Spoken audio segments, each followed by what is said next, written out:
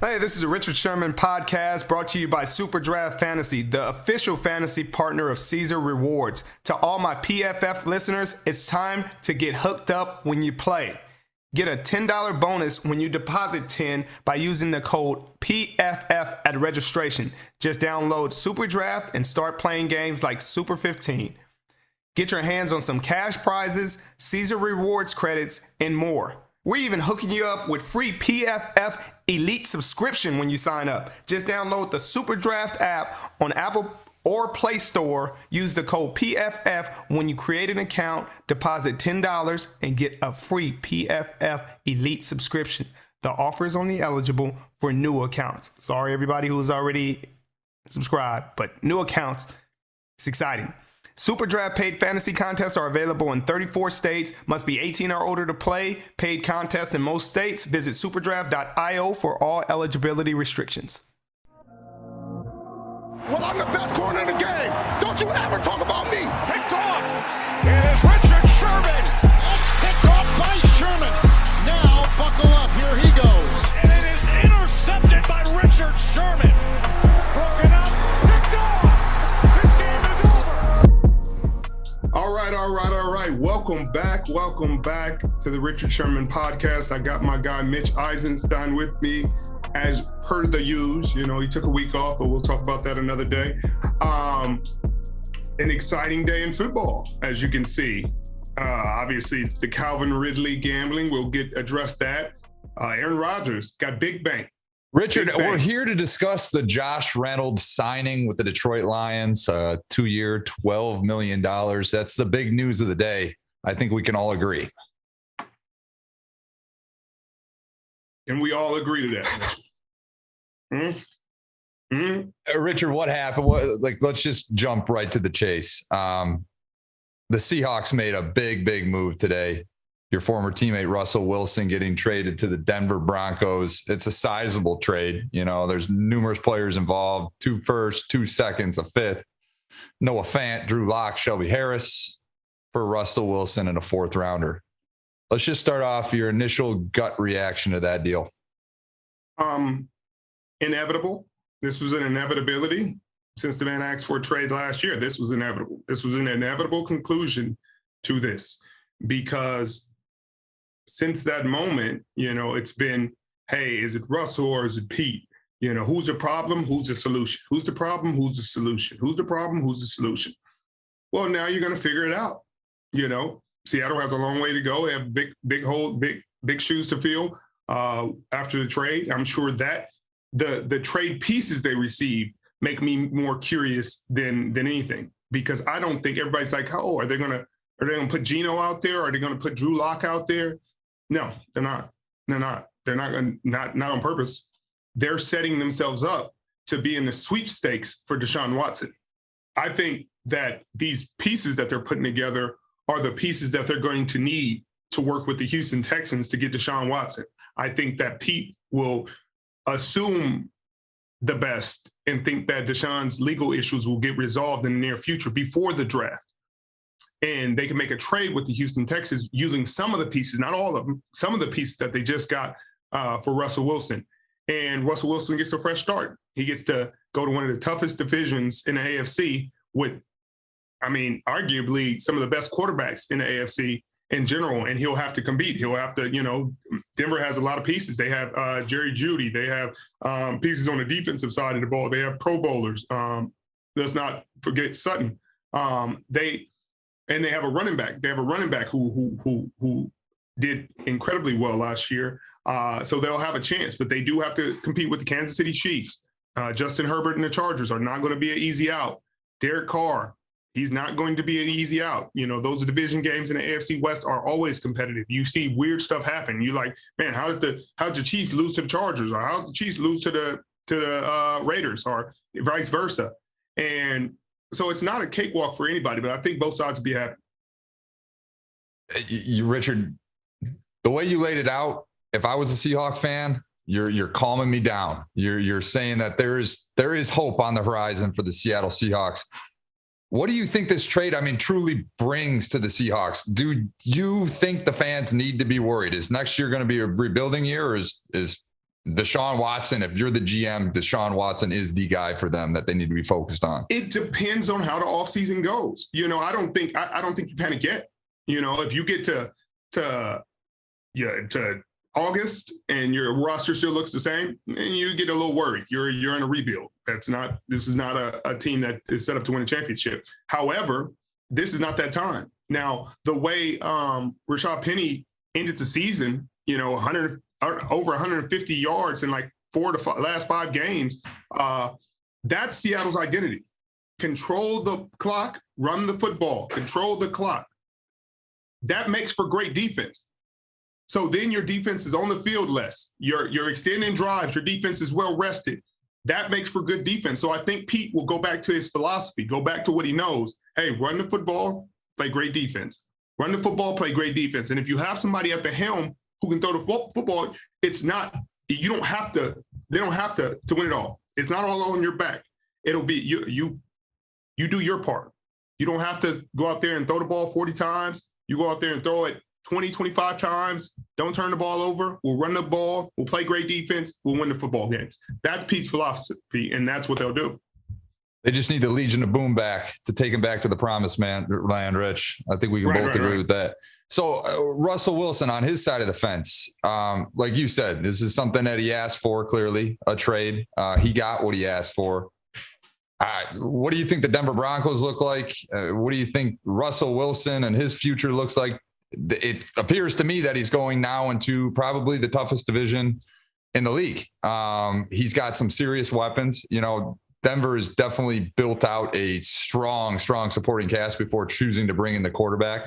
They got Javonte Williams at running back. They got Jerry Jeudy, KJ Hamler, Cortland Sutton, a number of huge playmakers, and their defense is pretty stout. So, obviously they're going to have to play the Chiefs twice, the Raiders twice, the Chargers twice. Where do you think this all nets out for Russell and his future and his legacy? This is going to be kind of legacy defining because this is him out on his own. This is him with, this team went all out for you. They want you. They think you're the answer to their problems. So he goes out there and he goes to Denver and takes them to a championship and takes them places. Then he will be known. It's just like with Belichick and Brady, not on the same scale, but it's like, hey, if Pete goes and has success without Russell, people will speculate. If Russell goes and has success without Pete, people will speculate. If they both have success, then great. People will still speculate. If nobody has success, people are going to speculate. They're going to speculate. So at the end of the day, people are going to talk. But for Russell, it will be career defining in some ways because if he wins with this team, then it'll be his team he won with. It'll be, hey, Russell Wilson came and took this franchise to a championship. If he does not win in Denver, people will lose their jobs. People will lose their jobs. If he doesn't go to Denver and they go have great success and win some AFC West championships and go to the AFC title, going to the AFC is no game right now. It's no joke. It's not for the faint of heart. You go to the playoffs and eventually you're going to have to deal with the likes of Josh Allen, Patrick Mahomes, you're going to have to deal with twice a year. So you might have to see him a third time in the playoffs. Don't forget Lamar Jackson is still out there. He's still out there. If Belichick and the Patriots still have their scheme, they still have their system of doing things, and they're still going to be an issue in the playoffs. Like, Pittsburgh going to figure it out. They're going to find a quarterback, and they're going to find a way. There's a reason that Tomlin hasn't had a losing season ever coaching the Pittsburgh Steelers, and I don't expect that to start this year. So going to the AFC and expecting, hey, we're going to get to a championship is not all it is. It's not that simple. It's not simple by any means. The path to the championship is probably a lot clearer on the NFC side than it is on the AFC side right now. Richard, the NFL has just kind of flipped over recent years. It's always at the trade deadline and the offseason. Like, there didn't seem to be a whole lot of activity. And now I don't know if it's players speaking out more or teams, taking a new path to success. But we've seen these huge landmark trades, season after season. Last year was Matthew Stafford. We saw Carson Wentz move, like big names. Now we're seeing Russell Wilson. Obviously, Aaron Rodgers' name was in the trade headlines and he chose to resign. Do you think this is the new blueprint to success, especially after what we saw with Tom Brady flipping teams and going to the Buccaneers, building out a team that is consistent across the board with the exception of QB, and then going all in, mortgaging your future, your draft picks, going for that guy and going win now mode? I think we're in an exceptional time, but no, I don't think I don't think Tom Brady is going to go play for anybody else right now. I think Stafford went and won it, but it wasn't as, Tom went as a wild card team and he played magical. They had a magical run. Stafford went and played some very good football in playoffs throughout, and they won. But I don't know if that's the clear-cut answer with some of these quarterbacks that are developing right now.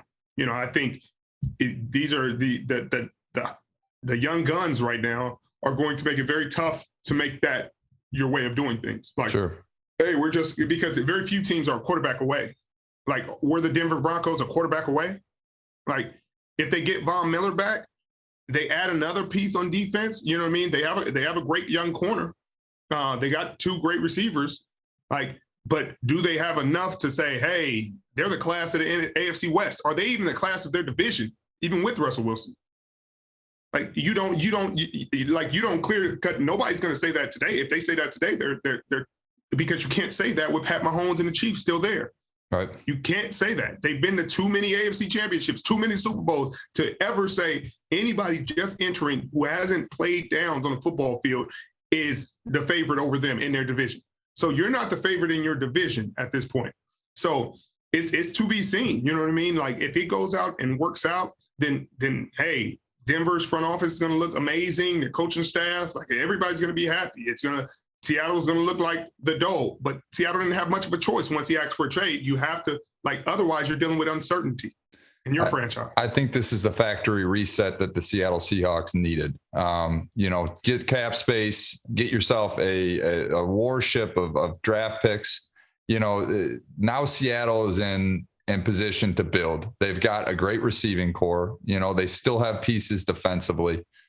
This gives them more flexibility. And I think, Richard, we've talked about it for years. It seemed like ever since the Legion of Boom was gone in Seattle, the team was just consistently consistent, right? Consistently right there, consistently making the playoffs, maybe win a playoff game, but it wasn't the team that was when you guys were in your dynasty mode.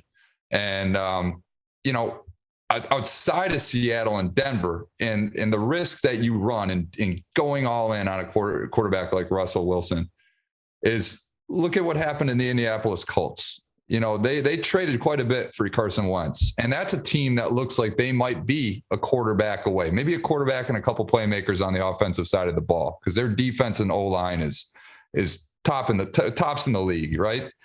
But you go out and you get the wrong guy, and now they're looking in the rearview mirror without a first-round pick this year, wishing they would have had it. Could have taken Malik Willis or someone along those lines. So there are pros and cons to each approach. But like you said, we're not going to know about Denver until we see them on the field. And even if we see them on the field and they're great, they might not even win their division. They might even come in second place in their division, because there are some great teams in that division. Right. It's going to be a dogfight.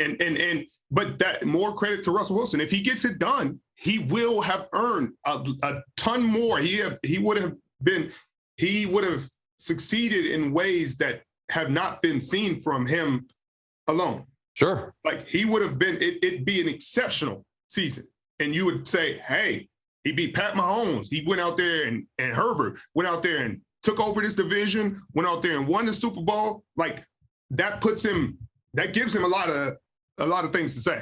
That takes away any doubt that there was about Russell Wilson. It gives him an exceptional opportunity to win now. So any doubt. Yep. But if he does not, it creates a lot of doubt.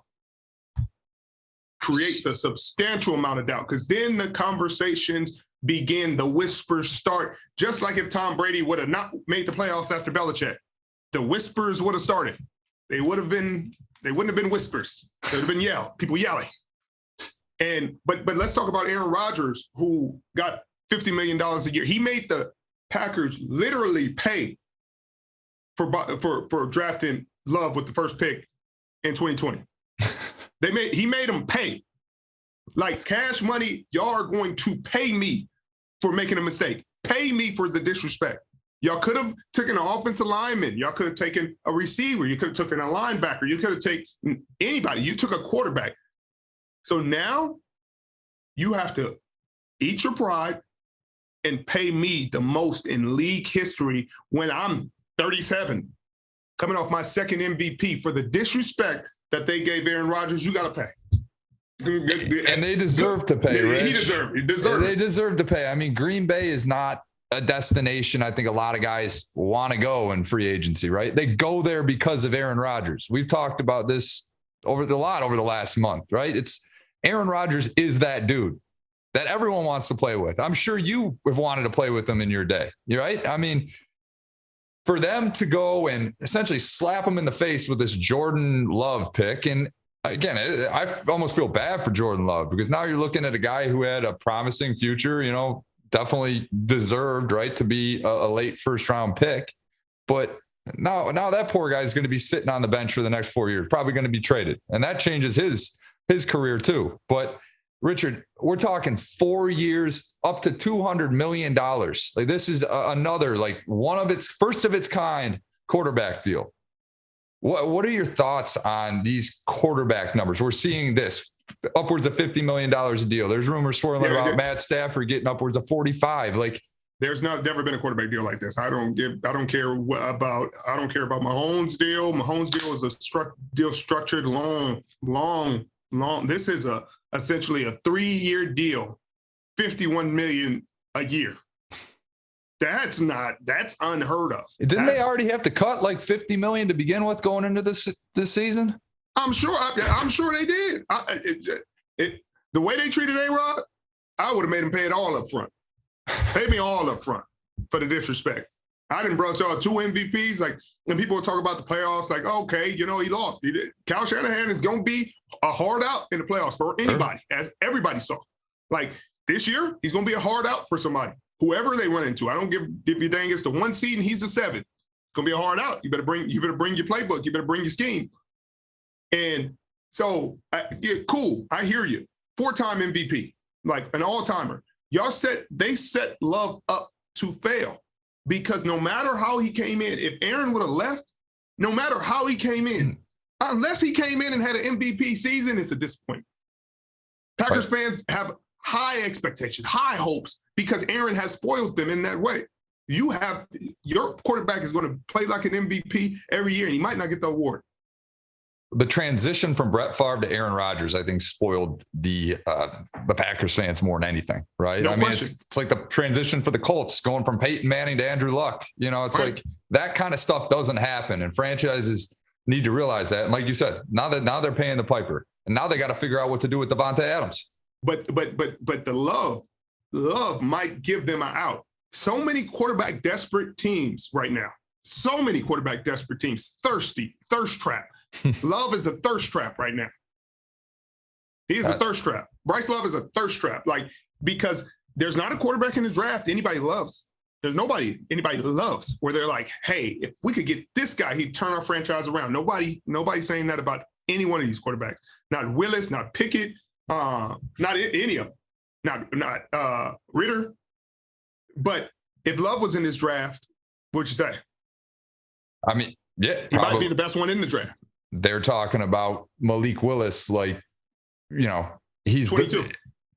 I'm seeing him mocked at 2 overall. I mean, Malik Willis is obviously he's got a cannon. I mean, he showed out during the combine, but yeah, Rich, you're right. I mean, but what are they going to get for Jordan Love? Is it going to be that significant? I mean, what are we talking about? A second, a third pick? That's what I mean. It's how desperate can a team get at the end of this draft? Because they'll have to do it on draft day when teams are willing and dealing. Mm-hmm.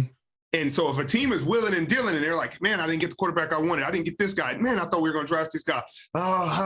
What's the future going to look like? Bryce Love is sitting there. He's grab him. Here's your second rounder. Right. I don't think you can get it right now. I don't think you can go for that pick right now and somebody say, hey, here's the second rounder for Bryce Love. Nobody's going to do it. When we're talking Bryce Love right now, we're talking Jordan Love. Jordan Love. Right. But Richard, and now the Packers are going to have to make a decision on Devontae Adams. And we just saw today Mike Williams get paid, 3 years, $60 million. That is now setting the standard for wide receivers, and Mike Williams isn't even his team's number one. So what's Devontae going to get 25 a year? Is he going to sign a 4-year, $100 million deal? So this truly is Aaron Rodgers staying with the Green Bay Packers is very, deserving for him and great for that franchise. But this is going to be the downfall of the franchise too, because now you're not going to be able to pay all these guys. And where do you go from there? Yeah, it's going to be tough. It's going to be tough because you're going to have the best receiver in football still. You're going to have a quarterback who's an MVP candidate every year, giving it to you. Cool, perfect. Right. You can't pay your tackles no more. Smith and Smith. I don't know if we got the money anymore. Zaire Alexander ain't going to be as cheap as he used to be. He's going to need $20 million plus. Oh, we forgot about that. Oh, we forgot about these guys. But eventually you always have to pay the piper. And maybe they're managing the cap well, and maybe they have it and they have a plan for all this. Cool. Good luck. Then they'll put a good product out there, but we'll see. I just think that it's going to be hard for him. Hey, this is a Richard Sherman podcast brought to you by Super Draft Fantasy, the official fantasy partner of Caesar Rewards. To all my PFF listeners, it's time to get hooked up when you play.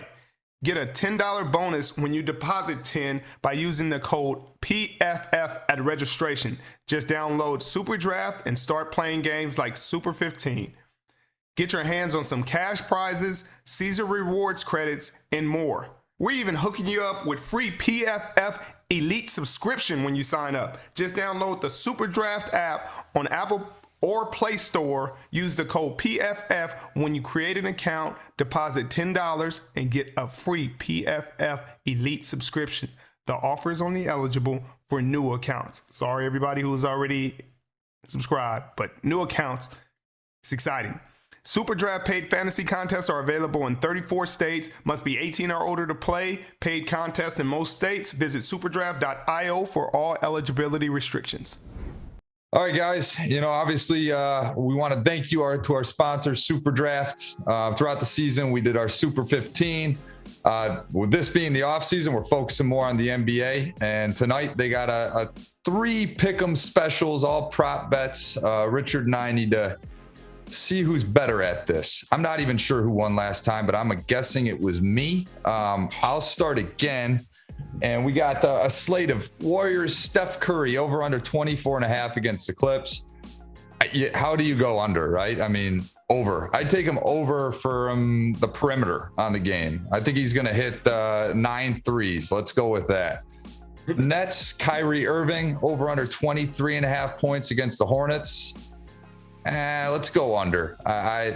The Hornets are a solid team, man. I love watching them. They got LaMelo Ball and Miles Bridges and are really entertaining announcers. So Kyrie, I think, gets intimidated and goes under. Giannis Antetokounmpo over under 30.5 against the Thunder.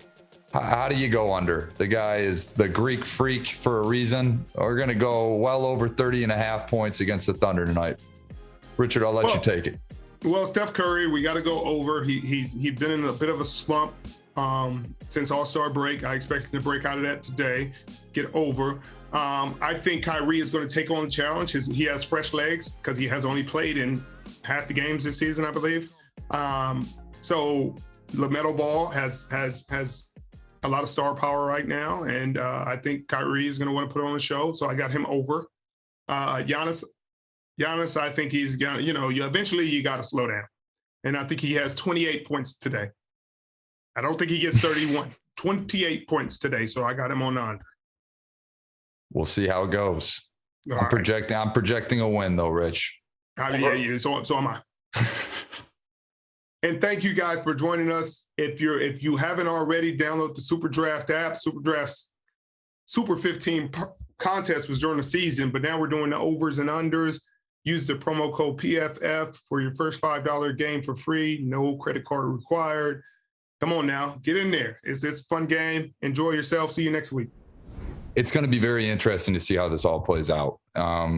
We've kind of went into today saying, man, what the heck are we going to talk about?